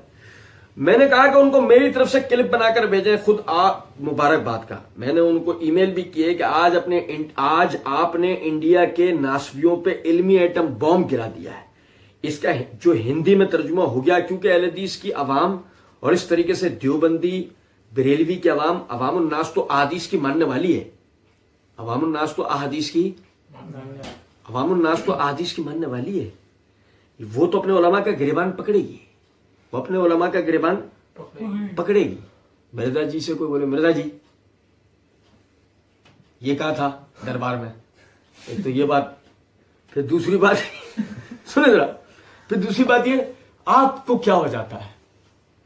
اچھا اس سے اسکرپٹڈ لوگ ہیں, اس کو اسکرپٹ لکھ کے دینے والے, اس سے جو یہ رٹوا کے اس سے جو ڈائلگس بلوا رہے ہوتے ہیں وہ بھی یقین کرو پتہ نہیں کیسے لوگ کر رہے ہیں. رسل تو کروایا کریں اس مرزا سے, کیا بولتا چلے آتا ہے, پیچھے کچھ بول رہا ہوتا, آگے کچھ بول رہا ہوتا. اہل حدیث کی عوام اس طریقے سے, دیوبندی بریلوی کی عوام الناس تو احادیث کے ماننے لے, وہ اپنے علماء کا گریبان پکڑے گی. جبکہ اسی ریکارڈنگ میں مرزا جی کہہ چکے ہیں بطور خاص عوام الناس کے لیے شاہ جی کہ جنہیں احادیث کے صحیح یا ضعیف ہونے کی پہچان نہیں ہوتی جب تک کہ ان کی کوئی رہنمائی دوسرا نہ کر دے, وہ کہتے ہیں ان بیچاروں کو, اور وہ اتنے للو پنجو ہیں کہ ان کو پتہ نہیں چلتا کہ صحیح اور ضعیف کیا ہے. مرزا جی عوام تب یہ ہے جس کو تم بتا کے آ چکے ہو, عوام تو بیچاری غریب یہ ہے, اور بلکہ عوام تو وہ ہے کہ جس کو آپ تفسیر قرآن لیکچر نمبر 312 میں کہہ چکے ہیں کہ آج کے کمزور مسلمان کو آپ بینیفٹ آف ڈاؤٹ دے سکتے ہیں, اس کو پتہ نہیں, اس کو تو جو ٹوٹا پھوٹا دین پہنچا. تو علماء کا گریبان یہ عوام کہاں سے پکڑے گی مرزا جی؟ اور آپ اگر یہ سمجھتے ہیں کہ علماء کا گریبان یہ عوام پکڑے گی تو پھر ہم آپ کو ایک نقطہ بتاتے ہیں. آپ اپنی عوام کو بولے ہمارا گریبان پکڑے, وہ ہمارا گریبان پکڑیں گے, ہم بولیں گے ہم مرزا جی کے آگے اعتراف جرم کرنے کو تیار ہیں, بلائے مرزا جی. پھر مرزا جی اعتراف جرم آپ کے سامنے کریں گے, آپ آؤ گے نہیں؟ تو بتائیں عوام کہاں جائے گی سوائے اس کے کہ بینیفٹ آف ڈاؤٹ کس کو گیا؟ آپ کو. بینیفٹ آف ڈاؤٹ کس کو گیا؟ مرزا جی کو. اس لیے تو آپ حیران ہوں گے شاہ جی, انڈیا میں, نیپال میں, بنگلہ دیش میں, پاکستان میں تو میں بیٹھا ہوں نا, آئیکن پاکستان میں تو میں بیٹھا ہوں نا, وہاں پر بھی میرے خلاف جمعے میرے خلاف پڑھائے جا رہے ہیں. بریلوی, دیوبندی, اہل حدیث تینوں اور شیعہ بھی پڑھاتے ہوں گے, ان کو بھی مطلب تکلیف ہے. بہرحال ادھر تو ہے اہل حدیث شیعوں کو بھی جمعے میرے خلاف پڑھائے جاتے ہیں. آپ یقین کریں میں آپ کو ذاتی اپنی بات بتا رہا ہوں, میں نے مرزا کے خلاف ہمارے اہل حدیث علماء کو تو خطبے دیتے ہی نہیں دیکھا. بڑا اس بات کی تو ہمیں تو بڑی تشویش رہتی ہے, کیا یار اس کو کچھ تو گھاس ڈالو, اس کے بارے میں کچھ تو پبلک کو آگاہی دو. دیتے ہی نہیں, اس لائق ہی نہیں سمجھتے. ہمارے علماء مرزا اور مرزا کے فتنے کو اس لائق ہی نہیں سمجھتے, اس کے خلاف خطبے ہی نہیں دے رہے. اب بتا اس کے, ابے بھائی اس کے بارے میں خطبے دو. یہ جو ہوشیاریاں کرتا ہے اس ہوشیاریوں کو جواب دو. ہمارے علماء خاطر میں لاتے ہیں, وہ دجال کو پھر خاطر میں لے آتے ہیں, دجال کے اوپر وہ پروگرام کر لیتے ہیں. ہمارے والے انسانی خدمت پہ پروگرام کر لیتے ہیں, کنویں بنا لو, یہ کر لو, اس پہ دے دیتے ہیں. سب چیزوں پہ ہمارے والے کام کر رہے ہیں. نہیں فتنوں کی, یعنی فتنوں کو پکڑنے کے حوالے سے نہیں, وہ تو اس کو کوئی اہمیت نہیں دے رہے. مرزا بول رہا مجھے اہمیت دو, میرے خلاف جمعے پڑھاؤ, وہ پڑھائی بھی. اچھا تب بہرحال اس کا ترجمہ اردو میں ہوا, اس کے بعد ہندی ہوا. پھر چوتھی چیز تھی وہ کل مجھے تھا, وہ میں نے فیصل بھائی انڈیا میں وہاں پہ پروفیشنل لوگ اویلیبل ہیں نا, تو انہوں نے الحمدللہ آن پیمنٹ ہزاروں روپے لگا کر انگلش میں 58 پیجز پہ اس کا ترجمہ کیا ہے. بھائی میرے سب بھائیوں کو سمجھنے کی ضرورت ہے, بڑے کام کی بات ہے, آپ اس کو دیکھیے گا ذرا. مرزا جی یہ کہتے ہیں کہ مرزا جی کے جب یعنی کہ پمفلیٹ ہے نا, اس کا ہندی میں ترجمہ کیا وسیم بھائی نے, پروفیسر ہیں انڈیا میں. مرزا جی وہ کل تھا, تو انگریزی میں ترجمہ کیا فیصل بھائی نے, وہ کہاں ہے؟ انڈیا میں. مرزا جی نے اسی ویڈیو میں اپنی کہہ رکھا ہے میں لعنت بھیجتا ہوں کسی بھی بیرونی امداد کو, خواہ وہ سعودیہ کی طرف سے آئے یا ایران کی طرف سے آئے, وہ اپنے ملکوں کا, اپنے فرقوں کا اپنا ایجنڈا ہمارے ملک کے اندر لانچ کریں. یہ سب کانٹیننٹ انڈیا, پاکستان, بنگلہ دیش میں اس کے بالکل خلاف ہوں. سعودیہ سے, ایران سے امداد آئے میں اس کے خلاف ہوں, لیکن انڈیا سے آئے اس کے خلاف نہیں ہوں. میں نے پہلے بھی توجہ دلائی تھی, ہماری گورنمنٹ کو جو نا اس آدمی پہ توجہ کرنی چاہیے. ٹھیک ہے, اور سنیں ذرا اس بات کو کہ جی ہندی میں ترجمہ کیا وسیم بھائی نے انڈیا لے, فیصل بھائی نے ترجمہ کیا انڈیا لے, مزید فیصل بھائی نے مزید بھی ایک کام کیا, کیا آن پیمنٹ ہزاروں روپے لگا کر انگلش میں اس 58 پیجز پہ اس کا ترجمہ کیا. ہزاروں روپے لگا کر فیصل بھائی نے, آئی کچھ سمجھ میں بات ہے؟ ایسے مرزا کی فنڈنگ ہوتی ہے. مرزا کی اس طرح فنڈ, لوگ اس کے اوپر پیسے لگاتے ہیں, لوگ مرزا کے اوپر پیسے لگاتے ہیں, جس رافضیت کو یہ پھیلانا چاہتا ہے لوگ اس کے اوپر پیسے لگاتے ہیں. اور سنیں ذرا بات, پھر ایک اور چیز بھی ہے, وہ میں نے فیصل بھائی انڈیا میں وہاں پہ پروفیشنل لوگ اویلیبل ہیں. پروفیشنل لوگ کہاں اویلیبل ہیں؟ سمجھا کریں, مرزا جی کی بڑی نظر ہے انڈیا پہ, مرزا جی کی انڈیا پہ بڑی گہری نظر ہے مرزا جی کی. اچھا سنیں, کہتے ہیں یہ انٹرنیشنل بوم ہے ہم نے نازبیوں کے سروں پہ پھینک دیا ہے. واقعہ کربلا کا حقیقی پس منظر 72 صحیح الاسناد احادیث کی روشنی میں, جس میں 150 روایتیں ہیں. اور اب میں اس میں ایک تلخ جملہ بولوں گا شاہ جی, کیونکہ آپ بھی اہل حدیث کی طرف جھکاؤ رکھتے ہیں, اور اس لیے کہ یہ کفایت اللہ سنابلی صاحب کی لکھی ہوئی جھوٹی تاریخ نہیں ہے. انڈیا کا جو وہ ناسبی مولوی ہے, پاکستان میں اس کا وہ ایک بزرگ ہے, تقریباً نیم ناسبی ہیں, میں مکمل نہیں کہتا, صلاح الدین یوسف صاحب, یہ ان کی لکھی ہوئی جھوٹی تاریخ نہیں ہے جو کوڑ کباڑ انہوں نے حکمرانوں کی لکھی ہوئی تاریخ میں سے نکال کے یعنی نکال کے جو مرزا جی کہتے ہیں بیان کرا. اچھا سنیں, مرزا جی یعنی ویسے تو مرزا جی یہ تاثر دے رہے نا کہ میں اب تلخ جملہ بولوں گا شاہ جی, کیونکہ آپ بھی اہل حدیث کی طرف جھکاؤ رکھتے ہیں. وہ شاہ جی بس سارے اہل حدیث کی طرف جھکاؤ رکھتے ہیں, تو ہم کس کی طرف جھکاؤ رکھتے ہیں؟ سارے رافضی نیم رافضی اہل حدیثوں کی طرف جھکاؤ رکھتے ہیں. کون سے اہل حدیث کو ہم پتہ نہیں, کوئی ہم یادداشت بھول گئے ہیں یا کوئی آج ہی آج اہل حدیث ہوئے گا, میں اہل حدیث ہوگا نہیں پتا. سنیں ذرا بات کو. بہرحال مرزا جی کہتے ہیں کہ یعنی کہ یہ اس لیے کہ یہ کفایت اللہ سنابلی صاحب کی لکھی ہوئی جھوٹی تاریخ نہیں ہے. انڈیا کا وہ جو ناسبی مولوی ہے, پاکستان میں اس کے وہ ایک بزرگ ہے, تقریباً نیم ناسبی ہے, میں مکمل نہیں کہتا, صلاح الدین یوسف صاحب, ٹھیک ہے, یہ ان کی لکھی ہوئی جھوٹی تاریخ نہیں ہے جو سے نکال گئے ہیں بھائی. اچھا, مرزا جی نے اپنی اسی ویڈیو میں کہا, انہوں نے مودودی صاحب پہ اعتراض کیا تھا کہ جی مودودی جو ہے وہ تاریخ لکھتا ہے. بالکل ٹھیک کیا ہے مودودی نے تاریخ لکھ کے. جب تم جھوٹی تاریخیں بیان کرتے ہو تو مودودی صاحب کو حق نہیں انہی اہل سنت کی کتابوں میں سے سچی تاریخ بیان کریں جو فٹ ان بیٹھتی ہے احادیث کے اندر. مرزا جی سے پوچھے, مرزا جی یہی کتاب ہے؟ ہاں یہی کتاب. مودودی صاحب نے انہی کتابوں میں لکھا ہے یہی کتاب ہے. ہاں, تو آپ نے تو کہا کہ یہ جھوٹی تاریخ ہے, حکمرانوں نے لکھوائی. مودودی لکھے تو جب یہ تاریخ صحیح, صلاح الدین یوسف لکھے تو جب یہ تاریخ کوڑ کباڑ حکمرانوں کی لکھائی گی. ہاں بھائی سمجھو کچھ بات کو نہیں. اچھا پھر آگے دیکھیں, اسی ویڈیو میں مرزا صاحب کہتے ہیں مولانا اسحاق صاحب اپنی طرف سے تو نہیں کہہ رہے, ابن کثیر میں بھی لکھا ہے, اسی طریقے سے اسود الغابہ میں بھی موجود ہے. یہ مرزا نے ایسے ہی کہا اسود الغابہ, یہ ہم وہاں پر پڑھیں گے انشاءاللہ, اور الاصحابہ میں موجود ہے, اور کتابوں کے اندر اہل سنت کی جو تاریخ کی کتابیں ہیں خلفائے راشدین کے اوپر, باقی اصحاب کے اوپر, اس میں یہ چیزیں موجود ہیں. اسحاق صاحب نے جو لکھا وہ اہل سنت کی تاریخ میں موجود ہے, اور وہ صحیح, وہ ابن کثیر نے بھی لکھا, سب نے لکھا. لیکن اگر وہی صلاح الدین یوسف لکھے یا وہ کفایت اللہ سنابلی لکھے تو وہ ناسبی, نیم ناسبی, کوڑ کباڑ, جھوٹی تاریخ, حکمرانوں کی لکھوائی ہوئی. میں ایسے تو مرزا جی کے لیے نہیں کہتا نا کہ جنوں میں بک رہا ہوں جانے کیا, خدا نہ کرے سمجھے کوئی, بگے جا رہا ہے پبلک. مرزا جی نے کمال کر دیا, مرزا جی نے کمال پتہ کس چیز میں کیا ہے؟ مرزا جی نے کمال صرف ڈرامے بازیوں میں کیا ہے. مرزا جی نے کامرشپ والی حرکت کی ہے, لینے کے بعد کچھ اور, دینے کے کچھ اور. مرزا جی کے اپنے لیے اصول کچھ اور ہے, دوسروں کے لیے اصول کچھ اور ہے. یہ تاریخ کی کتابیں جب کفایت اللہ سنابلی صاحب جیسے, صلاح الدین یوسف صاحب جیسے محققین بیان کرتے ہیں, مرزا جی کے گلے میں اٹک جاتی ہے نا, تو مرزا جی فوراً وہ بیوہ یتیم مسکین عورتوں کی طرح چوڑیاں توڑ کے ہائے ہائے ہائے ہائے کرنا شروع آتے ہیں. فوراً ہائے نے میرا قسم مار دیا, مرزا جی فوراً ہائے پینا شروع ہو جاتا ہے. اور جیسی باری آئے نا مرزا جی کے ابو جی کی, ناراض نہیں ہونے کی بات ہے. کیوں؟ کیونکہ مرزا صاحب نے اسی ویڈیو کے اندر کفایت اللہ سنابلی صاحب اور صلاح الدین یوسف صاحب کے لیے بات کہی ہے, دونوں باپ بیٹا ہیں.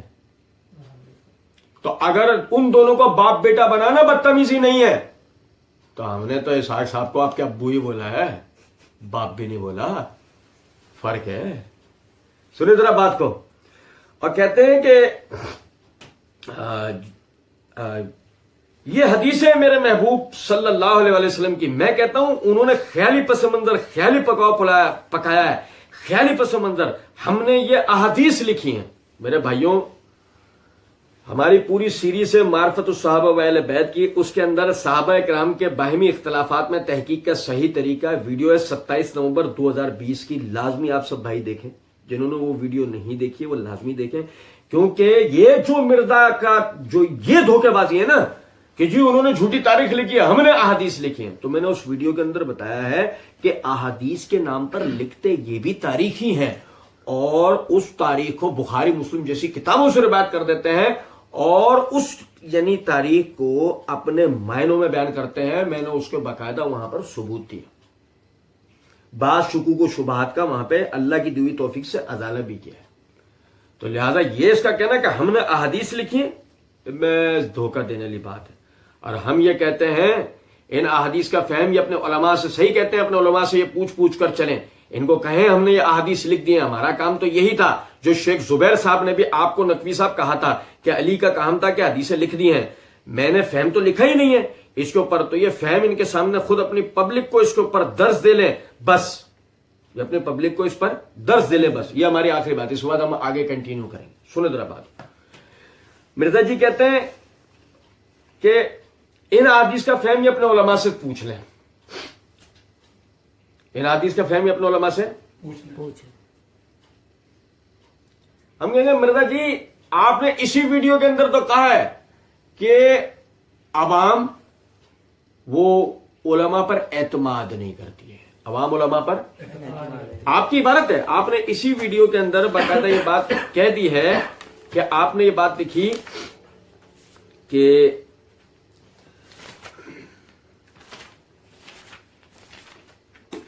بڑے زبردست اسلوب کے اندر مرزا جی نے جو نا یہ جملے کہیں،